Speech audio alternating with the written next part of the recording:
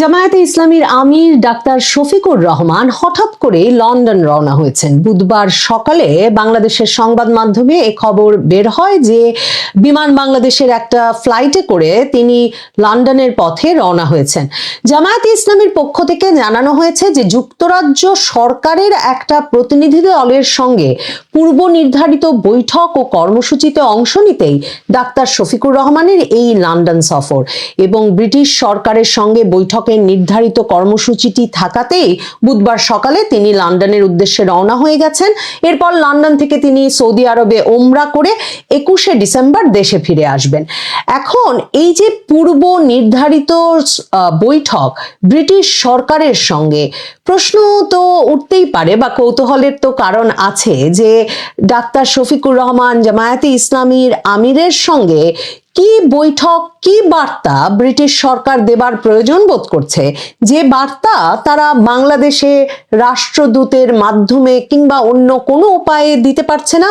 মানে এতটা ঘনিষ্ঠ বৈঠক ব্রিটিশ সরকারের কার সঙ্গে ডাক্তার শফিকুর রহমানের ঘটতে যাচ্ছে যে নির্বাচনী প্রচারণার তুঙ্গে যখন তার দল এবং তিনি নিজে খুব ব্যস্ত সময় কাটাচ্ছেন বিভিন্ন জায়গায় নির্বাচনী সংযোগ জনসংযোগে, তখন এ সময়ে ব্রিটেনে এসে লন্ডনে এসে ব্রিটিশ সরকারের কার সঙ্গে দেখা করছেন তিনি এবং কেন ব্রিটিশ সরকার এতটা গুরুত্বপূর্ণ মনে করলো তার সঙ্গে মুখোমুখি বসে এই আলোচনা করা বা সেই বার্তাটা দেওয়া যে বার্তা তারা ঢাকায় অন্য কোনোভাবে তার কাছে পৌঁছতে পারছিলেন না।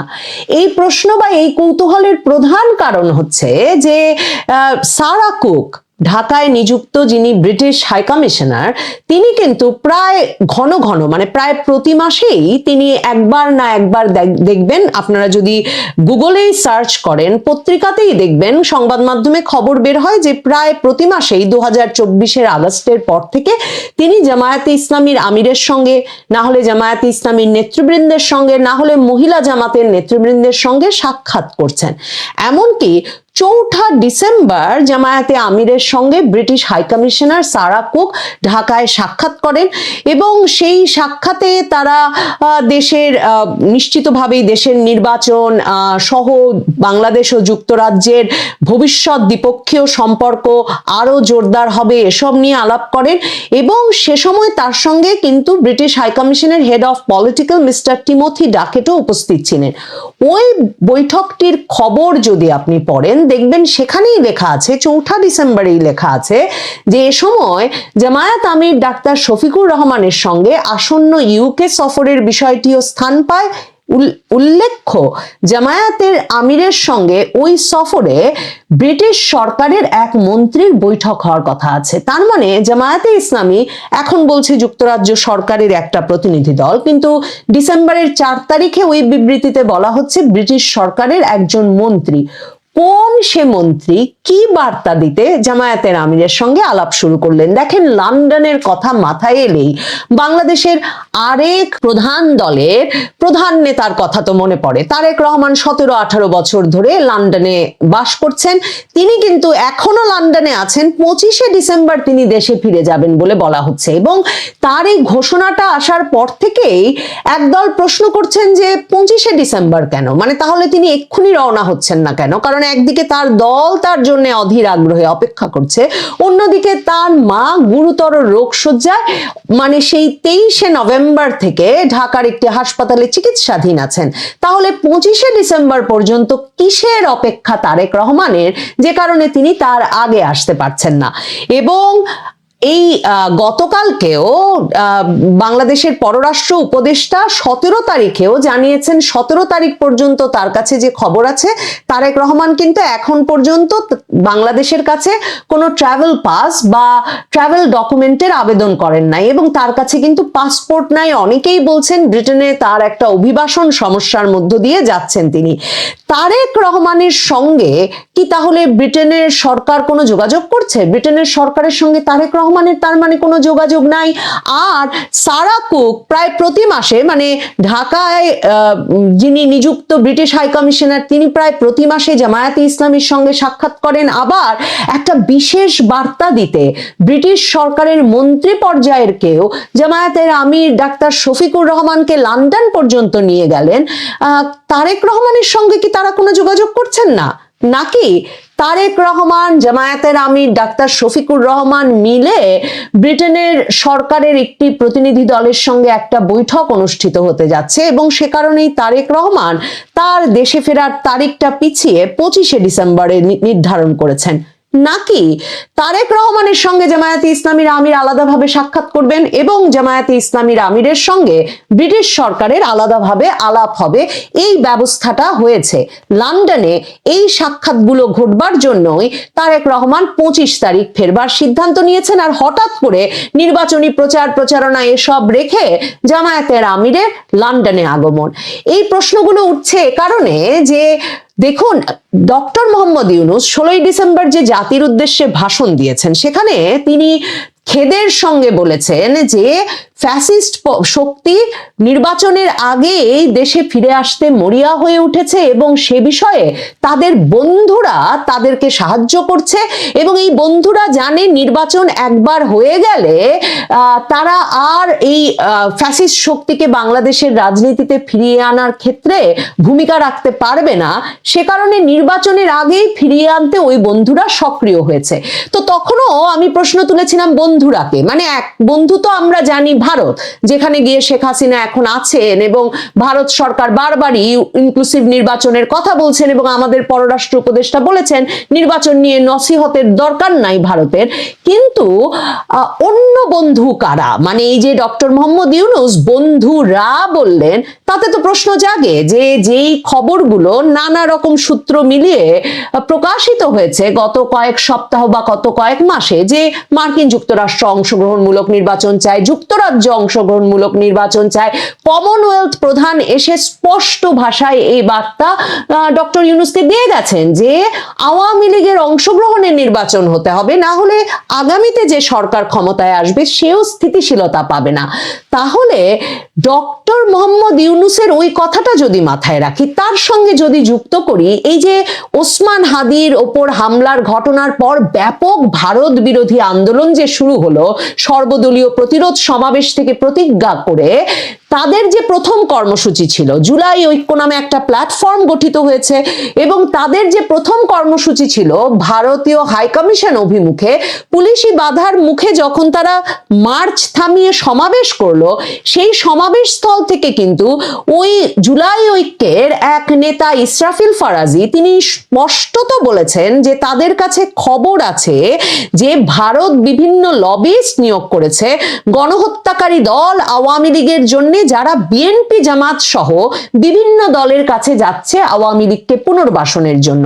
এবং সেই জুলাই ঐক্য ঘোষণা করে বলছে যে বিভিন্ন দেশের দূতাবাস থেকেও একইভাবে আওয়ামী লীগকে ফেরানোর তৎপরতা লক্ষ্য করা যাচ্ছে। তাহলে এই যে আওয়ামী লীগ সহ নির্বাচনটা হলে নিজেরা সরকার গঠন করলেও সেটা আরো স্থিতিশীলতা পায় কিনা, একরকমের রাজনৈতিক স্থিতিশীলতা ঘটে কিনা, এই জুলাই আন্দোলনের পক্ষ শক্তি তারা বলছে এই চাপ বিএনপি জামাত এই দুদলকেই ভারতের প্ররোচনায় অন্য দূতাবাসগুলো দিচ্ছে, মানে মার্কিন যুক্তরাষ্ট্র, যুক্তরাজ্য দিচ্ছে। তাহলে কি এই আলোচনার জন্য, এই স্পর্শকাতর আলোচনাটির জন্য লন্ডনে তারেক রহমানও আছেন, ডাক্তার শফিককেও ডেকে এনে ব্রিটিশ সরকার কোনো বৈঠকের ব্যবস্থা করছে? নাকি আসলে জামায়াতের আমির আর তারেক রহমানের বৈঠকটা বরং হয়ে উঠবে একটা আসন সমঝোতার বৈঠক?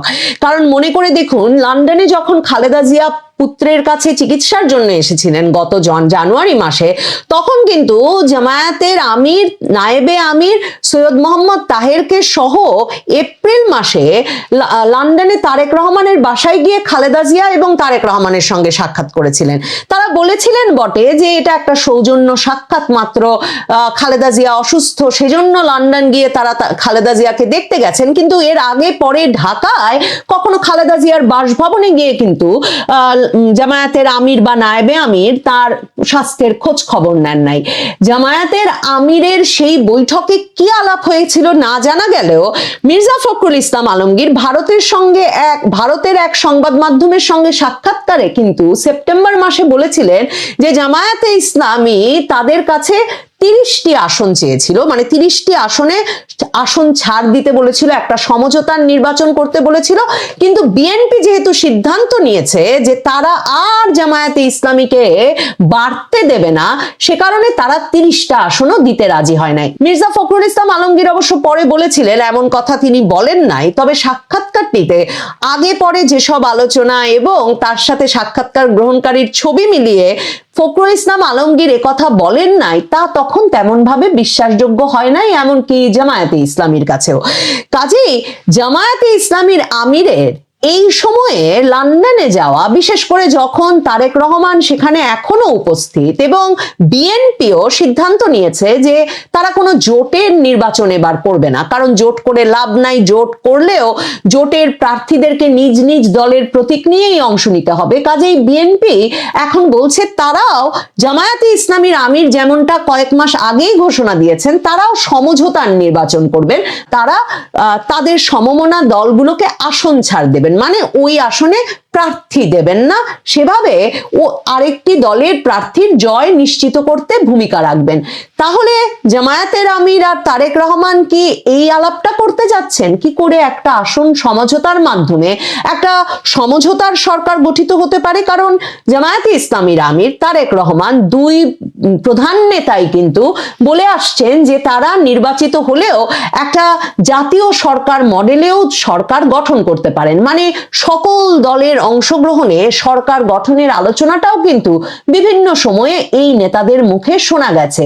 এখন যখন তারেক রহমান বলছেন নির্বাচন সহজ হবে না, বিএনপি নেতারা বলছেন যে জামায়াতে ইসলামী সরাসরি জান্নাতের টিকিট বিক্রি করে এবং ঘরে ঘরে ঢুকে প্রচারণা চালিয়ে নির্বাচনটাকে কঠিন করে তুলেছে। বিএনপি যতটা সহজে ভেবেছিল যে তারা নির্বাচনে জয়ী হয়ে আসবে, এখন সেটা মনে করতে তারা তেমন ভাবে আস্থা পাচ্ছে না। অন্যদিকে জামায়াতে ইসলামী যতটা বড় জনসমাগম, সমাবেশ এবং সমর্থনের পরিচয় এবার নির্বাচনের আগে দিতে পারছে, হিসেব নিকেশে আসন তুলে আনার ক্ষেত্রে, মানে সংসদে সিট পাওয়ার ক্ষেত্রে সেই ফল তারা পাবে কিনা সে নিয়ে বিশ্লেষকদের মধ্যে সন্দেহ আছে।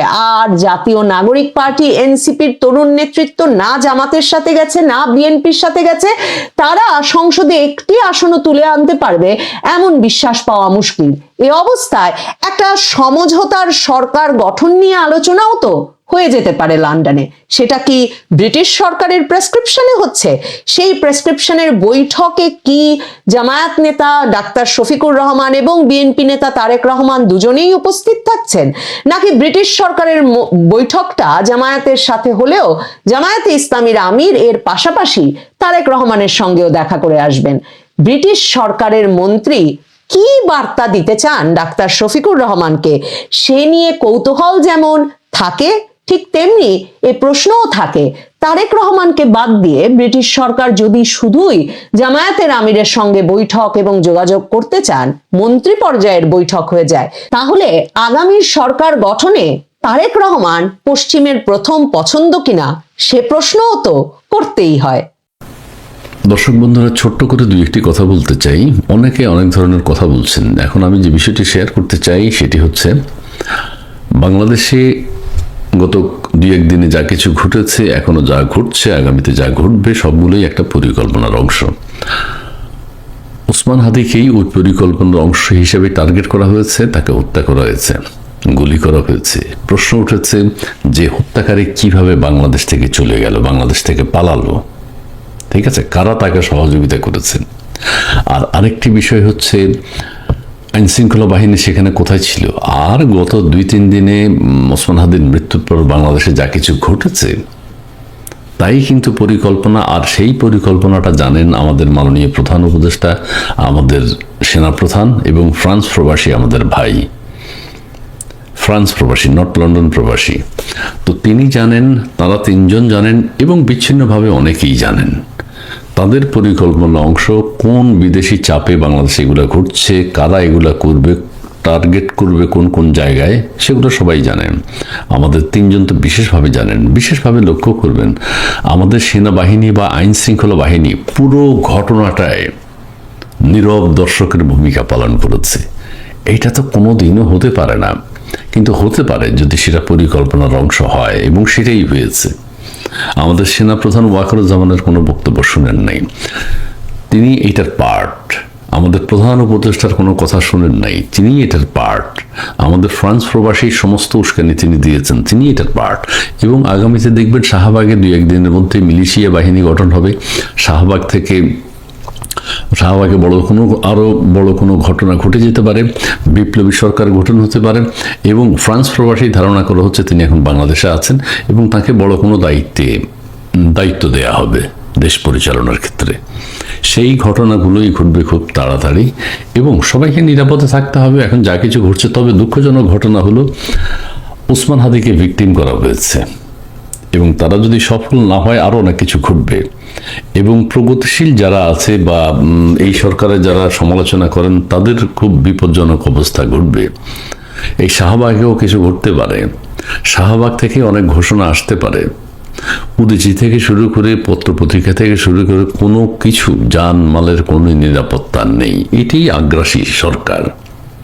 এই সরকারকে বাদ দিয়ে হয়তো আরো বড় ধরনের, আরো জটিল, আরো কঠোর একটা সরকার বাংলাদেশে আসতে পারে, এবং সেটার সম্ভাবনা আছে। এবং তার মাস্টার মাইন্ড আমাদের general Wakeruzzaman, master mind doctor Yunus ক্ষমতায় থাকতে পারেন কিনা জানি না, কিন্তু ডক্টর ইউনূসও সবকিছু জানেন, এবং জেনে শুনেই বিষ করেছি পান বলা হচ্ছে না, জেনে শুনেই কিন্তু তারা সবকিছু করছেন যে বাংলাদেশ এইভাবে ধ্বংস হবে। আবার কোনো এক সময় দাঁড়াতে পারে, আমরা আশাবাদী। কিন্তু বাংলাদেশের এখন যে ধ্বংসলীলা চলছে, এগুলো একটা বৃহৎ পরিকল্পনার অংশ। যাই হোক, আমার কথা কোনোভাবে নেবেন না, এগুলো সবকিছুই আলোচনা বিশ্লেষণ করে জানা গেছে। এবং শাহবাগ, আপনারা জানেন শাহবাগের নাম অলরেডি ওসমান হাদি চত্বর দেওয়া হয়েছে। ওসমান হাদিকে আমাদের কবি নজরুলের পাশে দাফন করা হবে, তার জানাজা হবে আমাদের সংসদ ভবনের সামনে। তা হোক, কিন্তু ওসমান হাদি ভিকটিম, ওসমান হাদির পরিবারকেও ভিকটিম করা হয়েছে। যত যাই কিছু হোক, ওসমান হাদি তো নেই। ওসমান হাদিতে এগুলো দেখে যেতে পারলাম না, বা তাকে ভিকটিম করেই, তাকে হত্যা করেই এই জিনিসগুলো করা হয়েছে, বাংলাদেশে হচ্ছে। কাজেই মিলিশিয়া বাহিনীও আমরা দেখতে পারি, বিপ্লবী সরকার আমরা দেখতে পারি। এবং বাংলাদেশে এটা যদি কেউ সবাই মেনে নেন তাহলে ঠিক আছে, আর যদি প্রোটেস্ট করেন কেউ, বাধা দেন কেউ, তাহলে এটা দীর্ঘমেয়াদী একটা সংঘাতের দিকে দেশ চলে যাচ্ছে। ঠিক আছে, যারা এটা মেনে নিতে পারবেন না তাদের সাথে মুখোমুখি সংঘর্ষের আশঙ্কা আছে। অনেকে বলেছেন গৃহযুদ্ধ কি হবে? গৃহযুদ্ধ তো চলছে। এই যুদ্ধ কোথায় গিয়ে শেষ হবে এখনো বলা যায় না। তবে সবাই যদি মনে করেন যে নিশ্চুপ আমরা যা কিছু ঘটুক আমরা মেনে নিলাম, তাহলে আমরা মানতে পারি, কিন্তু এই জিনিসটাকে আমাদের মেনে নিতে হবে। মিলিশিয়া বাহিনী বর্তমান যারা, এই যে ইয়াং জেনারেশন, ডক্টর ইউনূস সাহেব খালি ইয়াং জেনারেশন কথা বলেন, কেন বলেন? ইয়াং জেনারেশন এখন ঝাঁপিয়ে পড়েছে। ইউনূস সাহেবের পদত্যাগ চেয়েছে, ইউনূস সাহেব পদত্যাগ করেছেন। স্বরাষ্ট্র উপদেষ্টার পদত্যাগ চেয়েছে, স্বরাষ্ট্র উপদেষ্টাকে পদত্যাগ করেছেন। সবই গেম। স্বরাষ্ট্র উপদেষ্টা যে 50 লক্ষ টাকা ঘোষণা করলেন, আসামি তো নাই 50 লক্ষ টাকা কাকে দেবে? 50 লক্ষ টাকার কোনো খরচ নেই। কাজেই বিচ্ছিন্নভাবে আমাদের উপদেষ্টারাও সবকিছু জানেন, দে আর হ্যাপি। আমাদের উপদেষ্টা মণ্ডলী খুশি, আমাদের প্রধান উপদেষ্টা খুশি আছেন, আমাদের সেনাপ্রধান খুশি আছেন, আমাদের ফ্রান্স প্রবাসী ভাই খুশি আছেন। তিনি যদি বাংলাদেশে আসেন, বাংলাদেশের ইয়াং জেনারেশন তাকে সাদরে গ্রহণ করে নেবে। বড় কোনো দায়িত্ব তাকে দেয়া হবে, দায়িত্বে তিনি আসীন হবেন। যাই হোক, আমার কথা আমি শেয়ার করলাম প্রিয় দর্শক। এতদিন যা বলেছি, যা বলছে অনেকে যে আশঙ্কাগুলো করা হয় সত্য, ঠিক আছে। সবকিছু যে সরাসরি হবে তা না, ঘুরিয়ে পেঁচিয়ে এখন বাংলাদেশে যে বিশৃঙ্খল অবস্থা সেটা দেখতে পাচ্ছেন। এই ভালো থাকবেন, সুন্দর থাকবেন, নিরাপদে থাকবেন। ধন্যবাদ।